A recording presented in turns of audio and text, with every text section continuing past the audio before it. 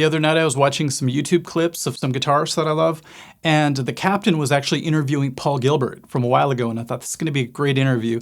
And Paul started talking about his early influences, and he said he didn't really have all the, huge albums of the day, but he did have the OSMONDS, and all of a sudden the captain kind of got excited. He's like, Crazy Horses, and they both got excited.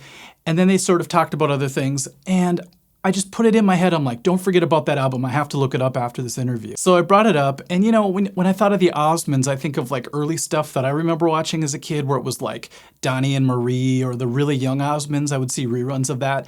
And it was kind of like Dick Clark type music, and I didn't really think of it as anything that would excite Paul Gilbert. So I brought up the song Crazy Horses, and the first thing I heard was what sounded like a whammy pedal.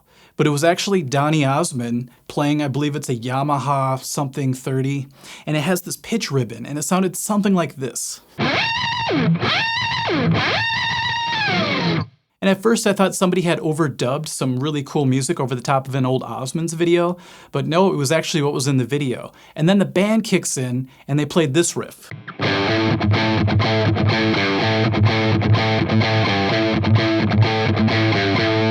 And my brain exploded because I'm like, this rocks, and they were kind of wearing their older, late 60s, early 70s outfits kind of.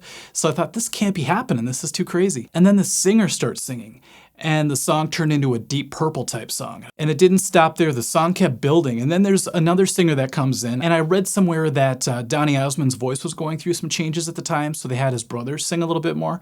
And all of a sudden, this other guy had like a hair metal type voice, and he screams at the end, and I'm just like, oh my God, this is so heavy. What really clinched it for me was there were still elements of the old Osmonds mixed into like this sudden hard rock band.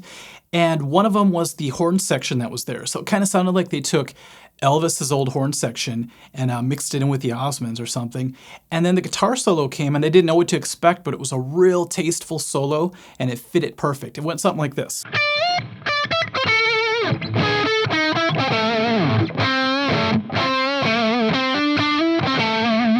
So I was definitely sold on that song for sure. Now I thought, okay, maybe it's just one heavy song that they did, so I'm gonna have to check out the entire album. So I looked up the album, and a lot of the titles were very like teeny bopper type love songs. Like the first song is called Hold Her Tight. So I thought, okay, Crazy Horses was probably just a one-off of insanity. Let's check out the rest of it, even though it's probably gonna be more like what I was expecting. And the first thing I hear is this Led Zeppelin mixed with Megadeth type riff, and the drum beat was so groovy, it went like this. It just had this pulse to it that I really liked. And then all of a sudden, some talk box came in, and there was like a 4-part harmony, and I was just like, this is just blowing my mind even more. So that went something like this. I will try to do it on my looper. Let's see what happens.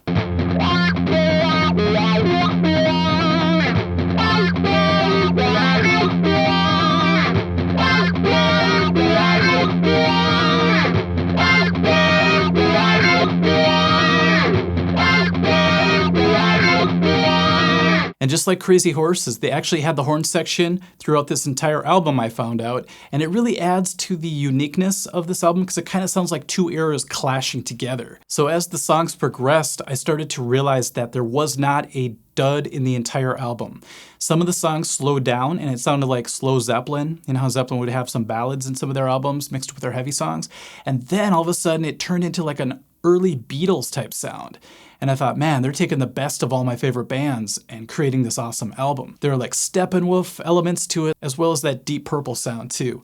I just couldn't believe I had never heard of this album before, and here it was blowing me away. It was quickly becoming one of my favorite rock albums. It seems so weird to say that about an Osmonds record. I also ran into a lot of interesting, almost prog-like licks and riffs, and I thought, man, a lot of bands are kind of afraid to take chances like this these days. There's a song that starts out like this.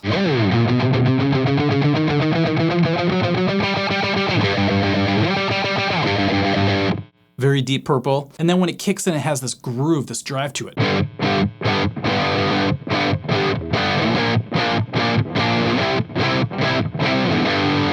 So this can happen once in a while, very rarely lately, where I'll hear an album that's like 50 years old like this, and first of all, I've never heard it before, and that surprises me because it's so good. I'm like, how did this get past my radar all these years. And secondly, how much of a surprise it was that I had my mind made up about this band, the OSMONDS, mostly because of Donny Osmond, like I said, and have it surprise me that much at how diverse of a band they are. So not only did I never hear this album before, I never heard the OSMONDS rock this much. So I really wanted to make this video to put this out there for anybody who's never heard it before.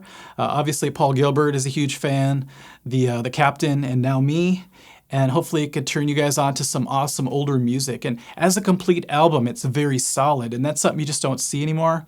It's very rare, I should say. Whether it's a super heavy tune with a great groove, or like a really nice ballad type sound. Now, even though I say ballad, don't think of it as like a typical Osmond ballad like you might think. Think of it as something a lot more interesting. Something maybe the Beatles would do, or something Zeppelin would do. So let me know in the comments what you think, or if you have heard it and you're just like, yeah, Mike, where have you been? Let me know as well. It'd be really interesting to see how many people actually knew about this album before me. So, all right, guys, thanks for watching. We'll catch you later. Bye-bye.